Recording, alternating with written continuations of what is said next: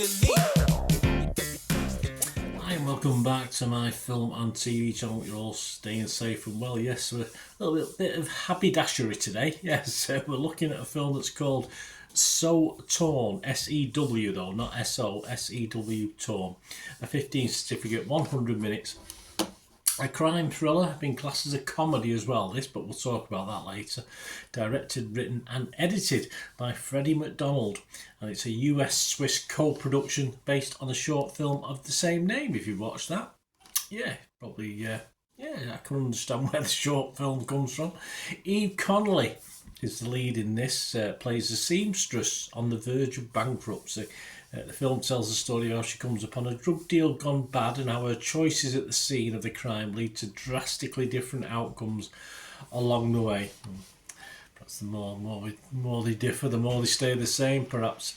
This also stars Callum Worthy as Joshua, John Lynch as Hudson, Kate, not the butler, Kay Callan as Miss Engel, Ron Cook as Oscar, Thomas Douglas as Beck, Caroline Goodall as Grace, and Verna Bimaya as Melvin. Yes, let me just say, pardon the pun, it was always fairly easy to follow the thread on this, despite it having different timelines, alternate timelines, of course. And full credit for trying to make a thriller out of a haberdashery-themed enterprise or a shop. Of course, all credit. I don't think I've seen that before. I mean, I've seen spy films with tailors and stuff like that, but I don't remember a seamstress. There might have been one or two knocking around, but nothing off the top of my head. Despite potential, this though, it never really hits right in the storytelling, despite the best efforts of a very watchable Eve Connolly. Very good to see Eve in plenty more than this. A great little car. If you watch the car, it's quite nice, quite a funny car to drive around. I imagine if you work for the haberdashers and you came home one night and told your partner you've got a company car, and they'd be quite impressed until they went outside and saw what was on the back. But you have to watch the film or look at the pit. I think might be a picture actually of it on I'm not too sure if there is, but check it out anyway, guys. It's quite funny. It's such a shame really that the alternate timelines that played out didn't really add anything to the quirky sort of character setup. Unfortunately, say that you've got a quirky character in Eve Connolly. She's got a very clever use of Fred, from sort of having pictures in a house connected by threads. So sort of some sort of juxtaposition there, I think.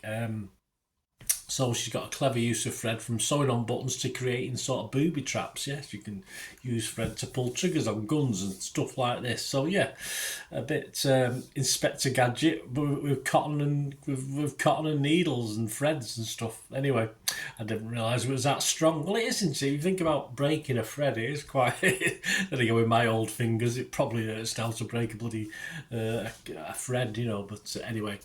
She has an interesting use. Unfortunately, the alternate storylines don't really make the most of it. Let's put it that way. I mean, there's nice effort here for quirkiness, but sadly poor in delivery as far as the story's concerned, which is sad in a way, because there seems to be lots of potential with this. It's just not, for me, just not been scripted correctly. I think there was legs in this as a sort of one-page synopsis of a film. I think it's got quirky sort of positivity about it. Unfortunately, it doesn't really work on screen. Leslie Felprin from The Guardian, she was rotten on this on Rotten Tomatoes. She said, like the thread contraptions and what little sewing we see, the comedy is a bit, threadbare, while the full garment of the full film lacks the finishing on the seams that would make it satisfying and professional looking. Yeah, I don't know where the dark comedy element, until I saw it on Internet Movie Database as a comedy, I hadn't really clicked on that apart from the car. I mean, if the car was funny, it doesn't really work on that level anyway. So I have to agree, and I have to totally agree with Leslie. Like Leslie, I think she's correct on everything there she said in that little paragraph. And but Leslie and I seem to be in the minority as far as the critics are concerned, looking through some of the other reviews as well. I think what they're tending to do is appreciating the style and the effort rather than what we actually get as a story. And that, I think, what sort of emphasises this, I'll just read a couple out to you now, which although they're fresh, as I said, they're not quite gushing.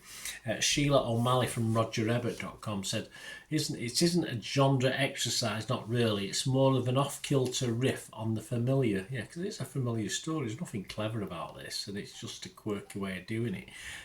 Tina Cogshell from Film Week said, very clever, but I've seen the story a few hundred times in my life. So yeah, that's it. It doesn't really, that quirkiness doesn't come over in the story, which gets a bit bland and boring for me.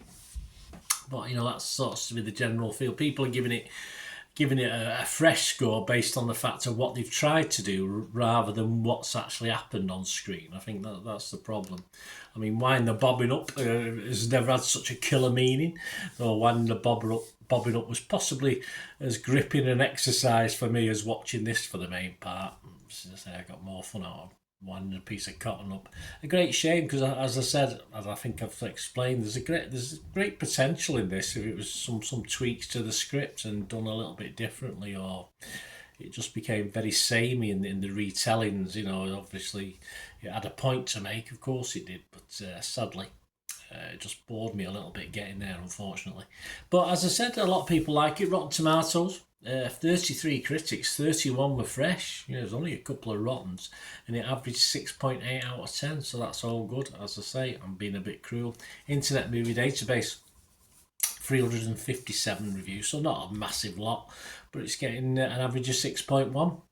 So there you go. So it's okay. It's liked. I think that 6.1 might drop slightly. I think it might get high fives or something like that. But as we get more and more reviews in, but I was just disappointed with the execution of this.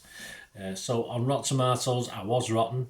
On Metacritic, I was mixed. I didn't go totally negative on it, and I am going to give it a score. I'm just going to give it my basic. Not my recommended watch score, but just a score for the effort, I think. Just for the effort of actually the actress or actor in it, and of course the sort of quirkiness of the setup. Unfortunately, the story sort of lacks something for me, but I'll give it a 5 out of 10, which is my... I don't want to go to the point of not giving it a score. I'll give it my minimum score, which is 5 out of 10, just for the effort put in. Let me know what you think, guys. Anyway, as I say, did it make you laugh? I mean, I don't say, apart from the car, I did struggle for the humour side of it, but let me know anyway what you think. Great to have your opinions, of course, or talk to me about anything to do with film and TV. I'm always up for that. So thanks for watching, guys. Please, if you like what I do, then you push those buttons. If you're already subscribed, press that like button for me, guys. That's wonderful.